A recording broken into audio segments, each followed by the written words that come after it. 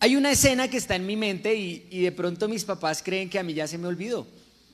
Pero yo tenía unos 6 años, le pongo yo. Tengo los recuerdos como muy nublados. Y entonces, ese día yo cumplía años. Mi papá y mi mamá solían dejarme con la hermana que cuidaba la iglesia, pero no a dormir. Simplemente ella me recogía del colegio. Ellos llegaban tipo 4 o 5 de la tarde y nos íbamos para la casa. Ese día yo estaba cumpliendo años y ya tenía la edad suficiente como para saber que ese era mi cumpleaños. Entonces yo estaba esperando ansiosamente a mis papás. Yo estaba esperando que llegaran porque sabía que muy seguramente vendrían con algún regalo o me llevarían a comprarme algo. Era la costumbre, que no se ha perdido, gracias a Dios. Entonces, un pelado de 6 años, 7 años, yo vi cómo mis papás llegaron. Yo salí muy emocionado a recibirlos. Sí, había interés en mi agradable recibimiento. Entonces salí y les dije: hola, ¿cómo están? Los abracé y me di cuenta que alguno de los dos, por eso les digo, tengo el recuerdo muy nublado, traía una caja. Y en esa caja se veía que era una caja de esas de juguetes.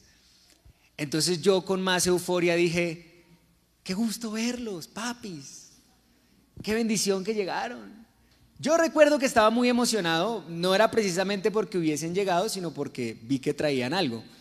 Entonces me saludaron y aquí está el dato que quiero que usted no se pierda nada de esto, que es la introducción al mensaje. Me dijeron hola, ellos también. Papito, me abrazaron y siguieron caminando con el regalo y nunca me lo entregaron. La hermana que cuidaba la iglesia tenía una niña. Ella es como 1 año, 2 años menor que yo. Y yo no sé si cumple antes o después que yo, pero cumplimos, ya se va imaginando la cosa, ¿no? Cumplimos muy seguiditos. Entonces mi papá, después de saludar a mi mamá, siguieron caminando. La mocosa es, la niña. La niña salió también a decir: ay, Dios les bendiga. Y le entregaron el regalo a ella. Yo no lloro porque ya los perdoné. Papá, todavía me acuerdo. Él pensaba que no. Está sorprendido de dónde está. Se acuerda. Yo me acuerdo. Los sentimientos que hubieron en esa tarde podría describírselos en esta mañana porque alguien se podría identificar conmigo. Frustración, me sentí defraudado. Yo soy el hijo. Hoy es mi cumpleaños. Esa china o cumplió ayer o cumple mañana, pero hoy no es el de ella. Ella no es su hija. Bernal, mire mi registro civil. Yo, en un llanto, en un mar de lágrimas, nosotros vivíamos a unas 2 cuadras de la iglesia. En ese entonces todavía no había casa pastoral. Entonces me fui llorando todo el camino. Y no se imaginan la cantidad de ideas que bombardearon mi mente. Porque quiero decirle algo, hermano, en nuestra vulnerabilidad, nuestra mente suele jugarnos muchas pasadas. Suele hacernos pensar cosas y armarnos películas en ella que... Por eso nuestra guerra real siempre ha estado acá. Por eso la vez pasada hablábamos de lo importante que es renovarnos en el espíritu de nuestra mente. Porque ese es el lugar de batalla. Y mientras usted lo entienda, entonces entenderá por qué Jesús le dijo a Pedro: apártate de mí, Satanás. Y no era porque estuviese poseído, porque estaba dejando que en su mente el enemigo introduciera pensamientos y entonces que lo indujeran a hablar o a pensar X o Y cosa. Entonces yo me fui para la casa llorando, se imaginarán el mar de lágrimas. ¡Qué falta de respeto! Con ese papá mejor me quedo huérfano. Bueno, uno piensa muchas cosas, ¿no? Imagínese, sí, yo sé, me da comida, estudio, ropa, sí, yo sé, me da cariño, pero no me dio regalo el día de mi cumpleaños. Y a veces ciertas malas acciones en nuestra mente suelen borrar el resto de cosas buenas. ¿Sí le ha pasado? ¿Sí le ha pasado que cuando Dios de pronto no responde a una petición específica, a usted se le olvida todas las que ha respondido anteriormente? Se le olvida que usted un día estuvo en cama, un día usted vio a su hijo apartado, un día usted vio... Y por eso creo que es tan importante en nuestra vida cristiana todo el tiempo estar haciendo memoria, recordando, porque eso nos ayudará a primero solidificar nuestra fe, alimentar nuestra fe con aquello que Dios ya ha hecho.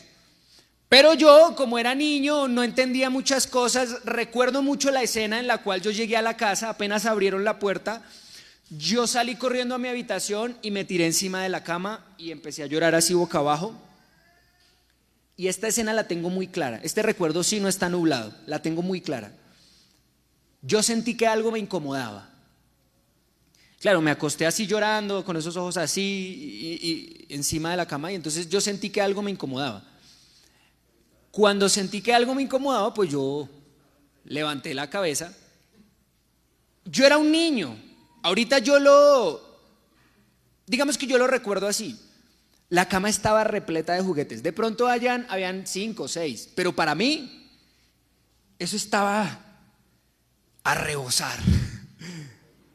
Estaba llena de juguetes, llenísima. Apenas yo llegué y levanté la cabeza y miré que mi cama estaba llena de juguetes, volteé a mirar para atrás porque ahí estaba la entrada de la habitación. Y aquí tengo esa escena. A mi papá así, mirando para adentro, como con una sonrisa en la cara. Como ya, ¿para eso tanto show? Y mi mamá al lado de él. Cuando vine a sentir el deseo en mi corazón de servir a Dios,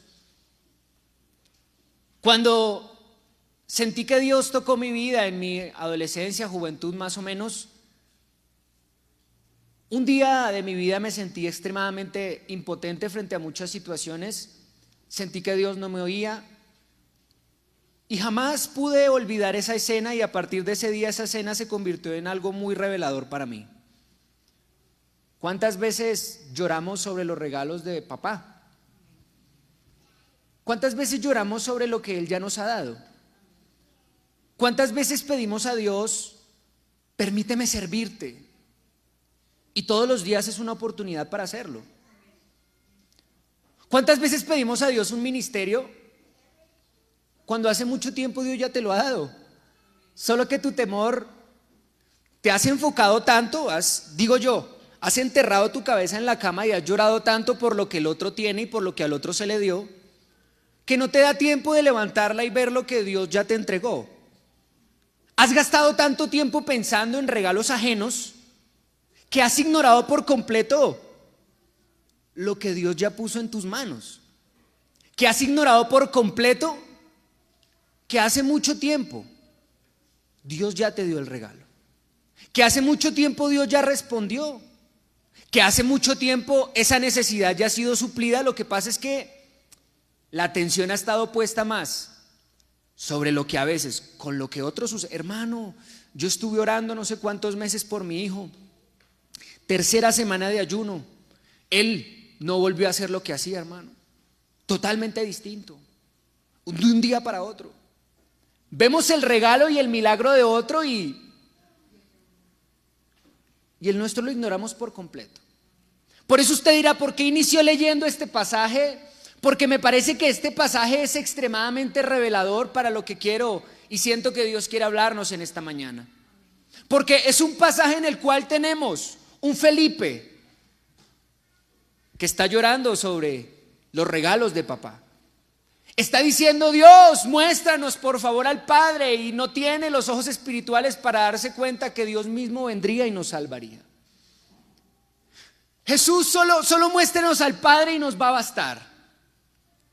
Que Jesús le tiene que decir: oye, necesitas abrir un poquito mejor tus ojos y darte cuenta que soy yo mismo que estoy hablando contigo. Y dice palabras textuales. Jesús le dijo: ¿tanto tiempo hace que estoy con vosotros? ¿Me estás haciendo una petición que has tenido a tu mano todo este tiempo? Muéstranos al Padre. Pero si has comido con Él, Muéstranos por favor al Padre. Pero si todo este tiempo es el que te ha dado las enseñanzas, porque nada hablo por mi propia cuenta, decía Jesús. Por favor te pido, Dios, solo una revelación, solo que nosotros en este momento podamos tener unos instantes con el Padre. Y nosotros vamos a quedar satisfechos. Pero lo que Felipe no sabía es que la revelación del Padre había estado constante en medio de ellos. Y por eso este caso y esta circunstancia que nos presenta la palabra de Dios se repite una y otra vez. Es más, yo solo quiero en estos minuticos, no voy a extenderme mucho, pero sí pido toda su atención, por favor. ¿Qué me dice de una Marta que viene a decir: Jesús, si tú hubieras estado aquí, mi hermano está llena de dolor porque la situación que acaba de pasar no es para nada afortunada? Y es natural que sienta dolor y que le duela en su corazón lo que está sucediendo. Es natural, no podemos decir cómo se le ocurre reaccionar así. Es apenas natural. Lo que no es natural es que Jesús le dice las siguientes palabras y siento que le respondió absolutamente todo. Mas también sé ahora que todo lo que pidas a Dios te lo dará. Y entonces Jesús le dijo: ¿sabes eso, Marta? ¿Tienes eso claro? Tu hermano resucitará.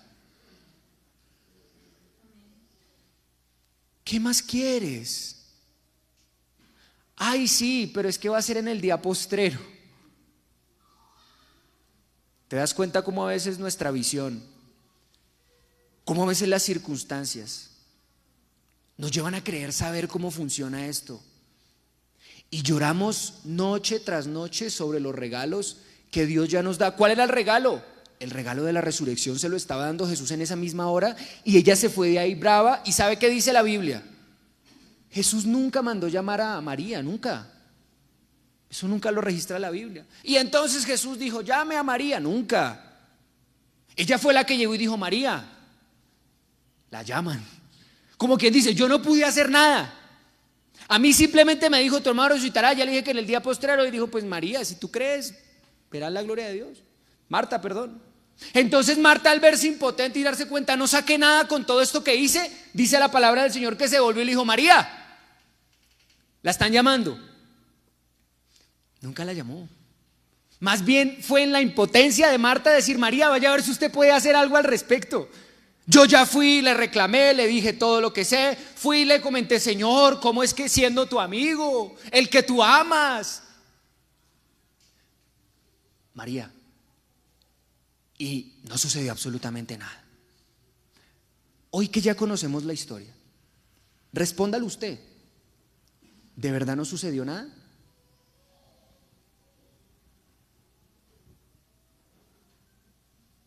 ¿Qué dice usted? Ella se va igual de frustrada, igual de triste, igual de impotente. En la conversación de Marta con Jesús no sucedió nada.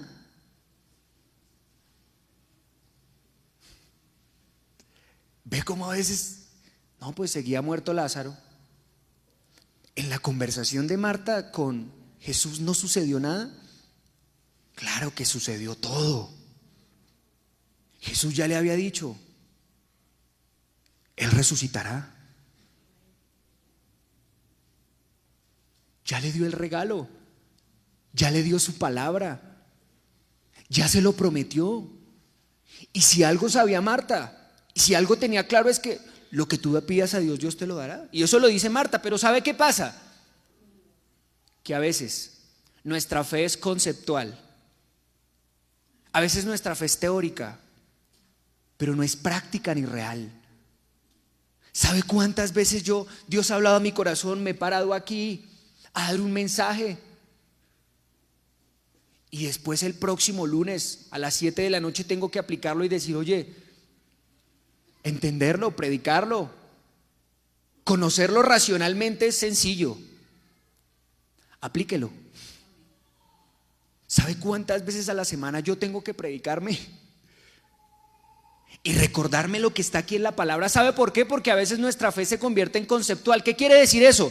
Que conocemos y sabemos cómo funciona, que sabemos que es la certeza de lo que se espera y la convicción de lo que no se ve, pero lo que no sabemos es que cuando no hay nada en la alacena debemos aplicarla.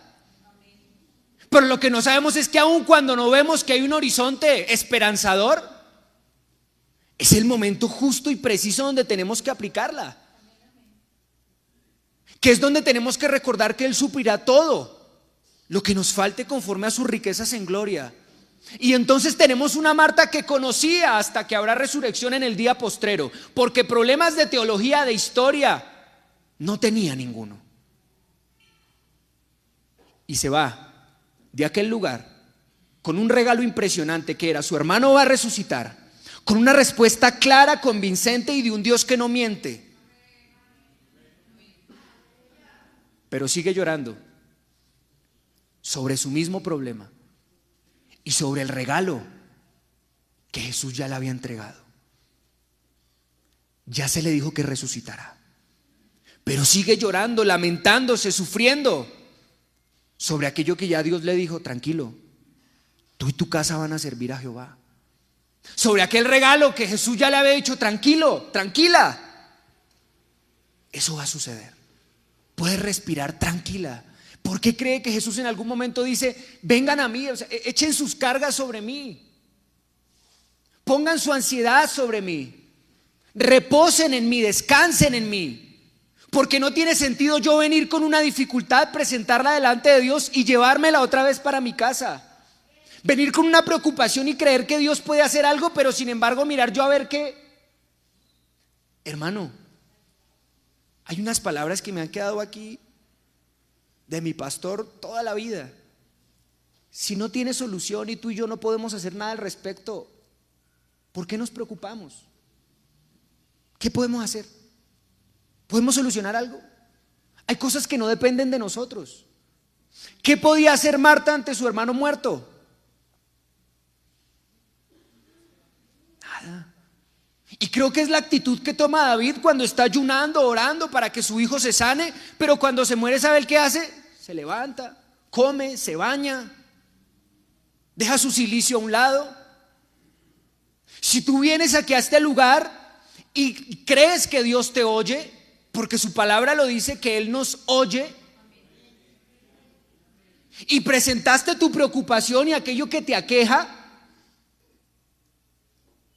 ¿por qué te vas a seguir llorando frente al regalo de papá? ¿Sabes cuál es el regalo de Dios? Que Él nos oye. ¿Qué más quiere?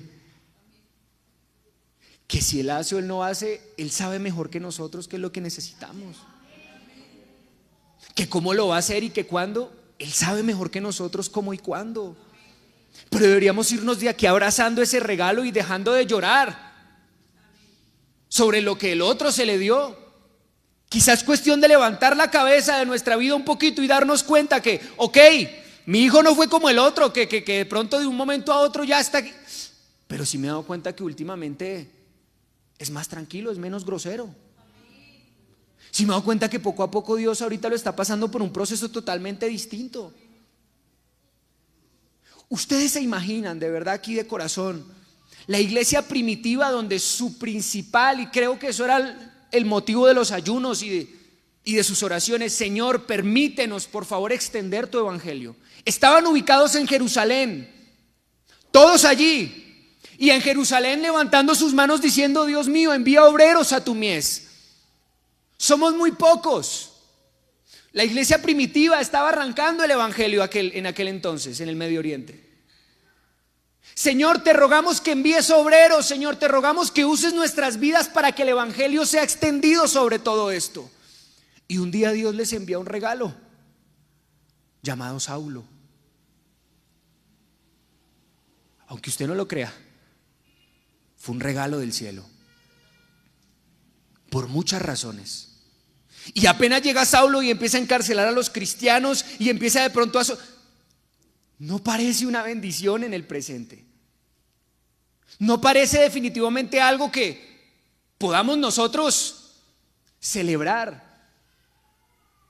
Pero ¿sabe cuántas veces confundimos nosotros las calamidades con cualquier otra cosa menos con una bendición de Dios. Y muchas veces aquello que tú ves como un fantasma es Jesús caminando a tu rescate. Aquello que te asusta y dices: ¡auxilio! Nada podía estar peor, una tormenta, solos en el mar, no hemos podido avanzar y ahora viene un fantasma. Aquello que tú y yo a veces consideramos como la peor, o lo peor que nos pudo pasar, o esto, ve, así ve que sí podía empeorar. A veces no entendemos que es el mismo Jesús, que es la ayuda, que es el regalo, que es el don de Dios. A veces no entiendes que esa necesidad económica es todo lo que tú necesitas para acercarte a Dios. A veces no entiendes que esa enfermedad es todo lo que tú necesitas para tener un encuentro personal con Dios, para dejar de lado tanto ruido del trabajo, de una cosa a la otra y quedarte por un momentico. Yo lo he dicho y lo repito porque para mí es así. Ese momento de ceguera de Saulo, para mí, yo creo que fue el mejor regalo que pudo tener Saulo. Porque acostumbrado a ver tantas cosas, tanta distracción, en un momento solo, apartado, aislado y ciego, tiene la oportunidad de ver las cosas más claro que nunca. Tiene la oportunidad de dejar de pensar de pronto en lo que había escuchado y entendía, y le da cabida en su vulnerabilidad a que Dios trabaje. ¿Eres consciente de que esa situación que a veces nosotros pasamos puede ser el regalo de Dios? Y has llorado sobre eso como quizá una iglesia primitiva: Dios, por favor, mira, y estamos pidiendo un avivamiento. Estamos pidiendo, Dios, y ahora veo más adolescentes jugando en el celular en el culto, pero estamos pidiendo un avivamiento. Si entendiéramos, si viéramos las cosas como Dios las ve.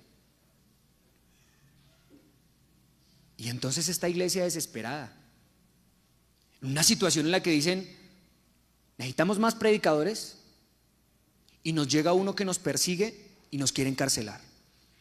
Necesitamos extender el evangelio, o sea, salir a las casas, escuche esto, salir a las casas y predicar el evangelio de Jesús y que otros conozcan, y llega uno que nos hace encerrarnos. En ese instante, ¿no?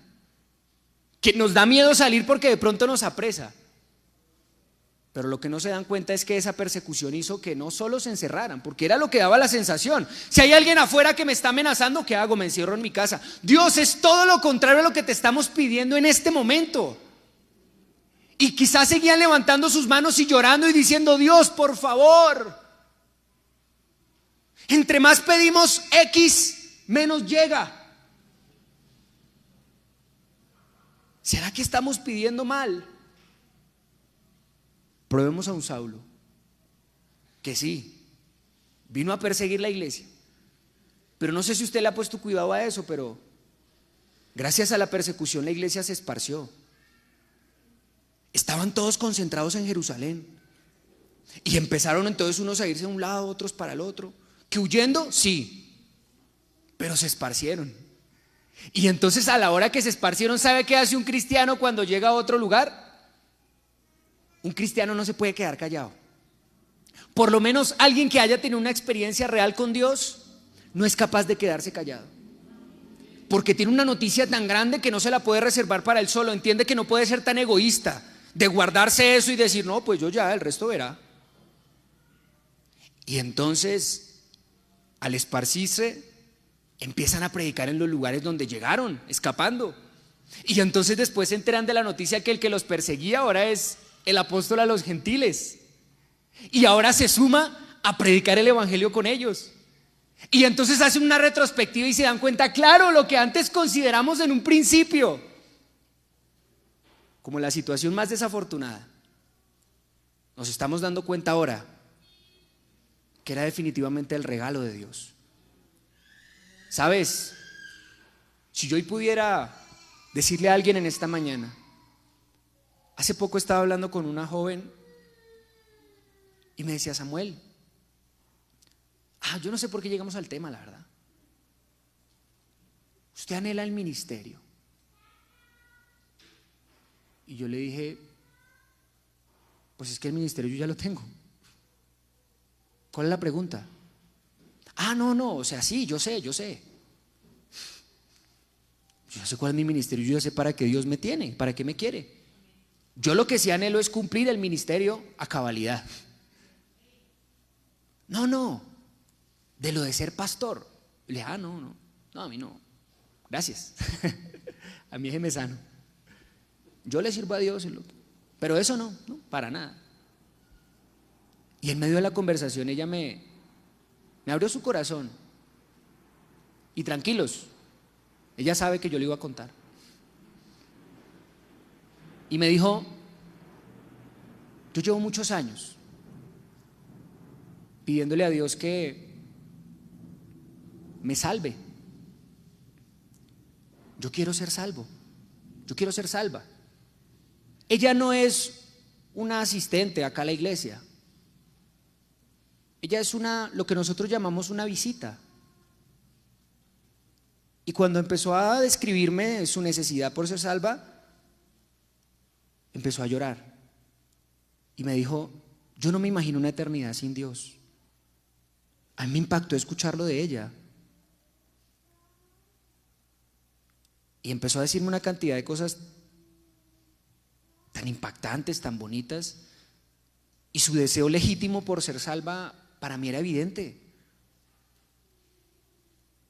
Y cuando ella terminó, le dije estas palabras: ¿no te parece que estás llorando sobre los regalos de papá? Amigo, que está en esta mañana.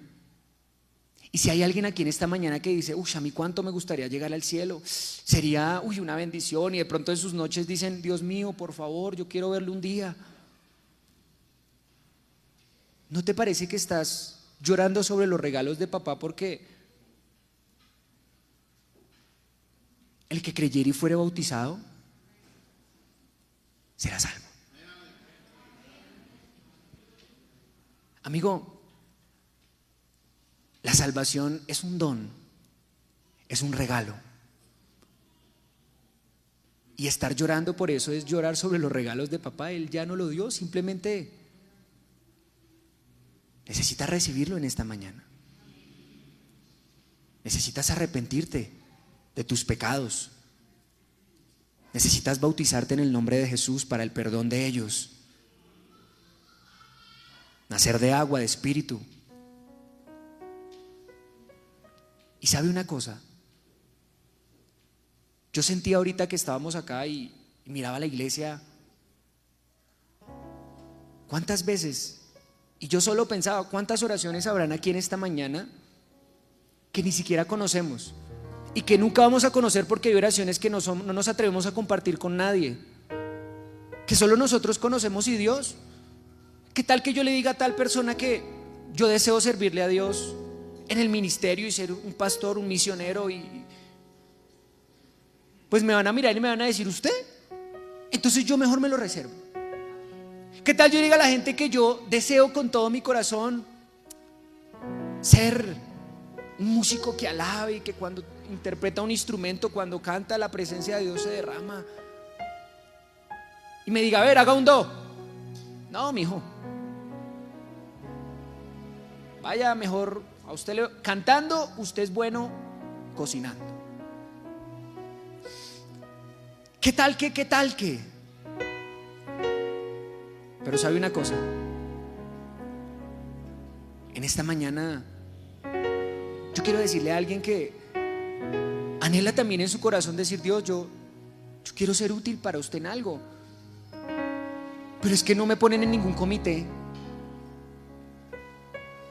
pero es que no me ponen a predicar, ni a dirigir, ni a tocar, ni de pronto allá de recepción, ni en escuela dominical.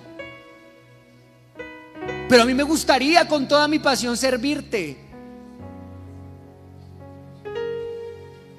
Estás llorando sobre los regalos de papá.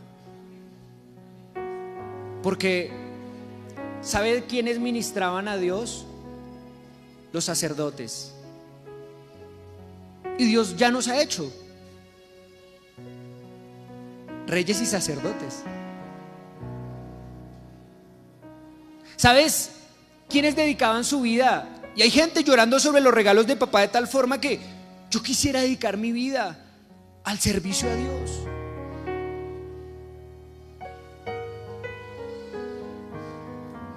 Atiende a la visita que llega y se sienta ahí. Salúdala, abrázala y hazle sentir que está en la iglesia del Señor. Sirve a Dios. ¿Por qué lloras? Levanta la cabeza y date cuenta la cantidad de campos de acción que hay aquí para servir a Dios. Levanta la cabeza y entiende y comprende en esta mañana que servimos a Dios es sirviendo a nuestro prójimo, que amamos a Dios también amando a nuestro prójimo, porque si no podemos amar al que vemos, ¿cómo vamos a amar a aquel que no podemos ver? Levanta la cabeza y deja esa frustración de pronto hasta el día de hoy. Hay muchos, Dios mío, dame X o Y ministerio, y hace cuánto, y yo ahorita sentía eso, que alguien necesita escuchar eso en esta mañana. Hermano, ¿hace cuánto Dios ya lo puso en tus manos? ¿Hace cuánto lo tienes ahí y por tu desconfianza te imaginas a un Eliseo diciendo: hey, ¿qué tal si todavía no tengo la doble porción? No, ¿cuál es? Tomó el manto, golpeó el Jordán y se abrió. Es que, hermano, yo nunca lo he hecho. La pregunta es: ¿cuántas veces Moisés abrió el mar rojo? ¿Se la pasaba en esas todo el día? No, una vez en su vida. Esto no es de práctica, esto es de que Dios te está dando el regalo y te lo dio hace mucho tiempo quizá. Pero sabes, con esto quiero ir cerrando. Van dos personajes de camino de Emaús y uno va charlando con el otro acerca de: oye, nosotros pensamos que de verdad ese iba a ser el Cristo. ¿Te parece? Oye, sí, la verdad parecía, porque hacía milagros. Esperamos que ese fuera el regalo del cielo, el don. Esperamos que ese fuese el Mesías y lo creímos con nuestro corazón, pero murió. Y el otro dijo: sí, qué embarrada. Y el mismo regalo de Dios se les une en el camino, el Mesías. Y se va caminando con ellos y les dice: ¿y ustedes por qué discuten? ¿Están llorando sobre los regalos de papá? No, estamos llorando porque nosotros creímos que aquel que habló y hablaba con parábolas y con sabiduría extrema, ese era el regalo de Dios y ese era el Mesías. Ese era el que por fin nos iba a libertar, ese era el que por fin. Pero eres tú el único extranjero que no sabes. Lo mataron, se murió. Y entonces ahora hay frustración, desesperanza. Ahora decimos: si no era él, entonces ¿quién va a ser? Ahora estamos discutiendo porque nos sentimos extremadamente tristes. De verdad creímos que podía ser él.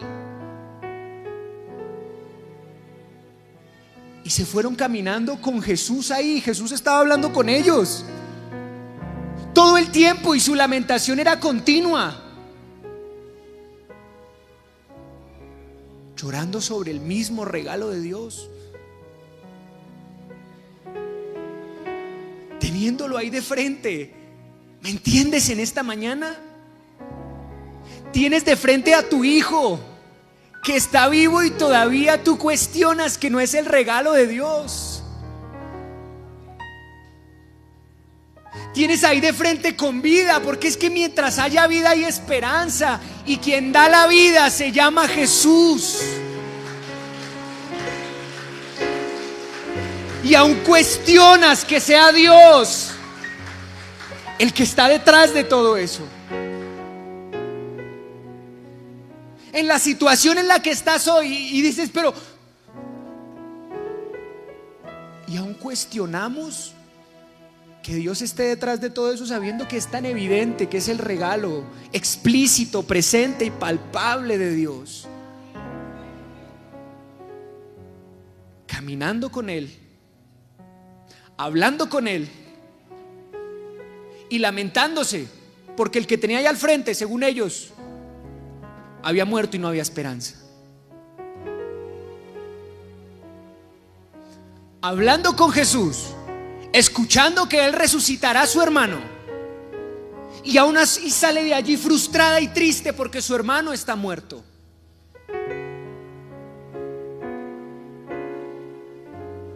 Pero entonces dice la palabra del Señor que mientras comían,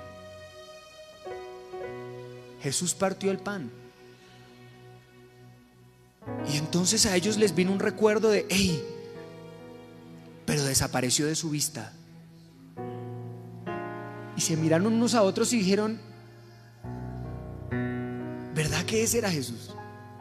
¿Tú no sentías como una llama extraña allá por dentro cuando Él hablaba? Sí, yo sentí lo mismo. Ojalá, oh Dios, ojalá nosotros en esta mañana podamos levantar nuestra cara, porque fue el momento revelador que me quedó en la mente. Cuando pude levantar mi cara y ver esa almohada llena de lágrimas y dejar de ver más de lo que tenía al frente de mi nariz, me di cuenta qué ridículo me porté todo este tiempo. Quizás salté a conclusiones muy rápido, porque solemos hacerlo, ¿no? Saltamos a conclusiones como si supiéramos lo que va a pasar. Tranquilo, no le pasó solo a usted y a mí. Algún día miraremos muchos ejemplos de la Biblia saltando todo el tiempo a la conclusión final, cuando el que tiene la última palabra es Jesús. Cerrando puertas todo el tiempo, cuando el que cierra es Jesús. Dizque abriéndonos oportunidades, cuando el único que abre es Jesús. Por eso en esta mañana yo quiero decirles: quizás estuviste caminando todo este tiempo con el regalo de Dios acompañándote todo el tiempo y no lo notaste. Quizá Dios hace mucho tiempo ya te dijo lo que va a hacer, pero como las circunstancias no van acorde a eso, lo olvidaste, o pensaste que era un pensamiento tuyo, o simplemente no lo creíste. Pero yo quiero decirte que ese Saulo que no parece un regalo de Dios se puede convertir en el mayor regalo que Dios puede darnos en la vida. Que esa sombra que solo veían como un fantasma aterrador es el mismo Jesús caminando a nuestro rescate. Ya no llores más. Ya no seas más un Felipe. Muéstranos al Padre, por favor. Felipe, hermano, ¿hace cuánto tiempo que estoy con vosotros y no me habéis conocido? ¿Hace cuánto tiempo que te di las herramientas y no las has utilizado? ¿Hace cuánto tiempo te dije que sí voy a cumplir el propósito en tu vida y no me lo has entendido? ¿Hace cuánto tiempo te he dicho que si crees y te bautizas, te tengo una morada celestial? ¿Y qué estás esperando? Por eso yo quiero invitarle que en esta mañana, ahí sentado donde usted está, piense en eso que hasta el día de hoy parecía que no tenía respuesta. Y hoy permita que Dios abra nuestros ojos. Que hoy nosotros podamos permitir que Dios, nuestra vista nublada, la podamos ver más clara.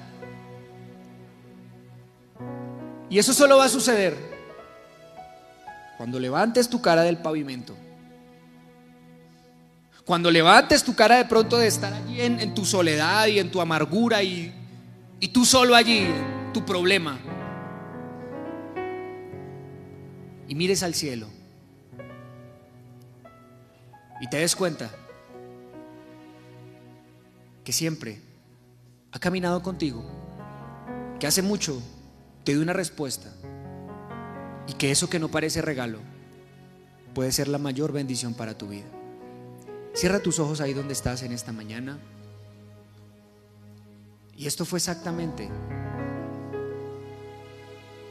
lo que sentí compartirles en esta mañana, y yo creo que su palabra no vuelve vacía, sino que hará aquello para lo cual fue enviada. Por eso en esta mañana, Señor Jesús, he hablado lo que tú ya has hablado a mi corazón. He expuesto, Señor,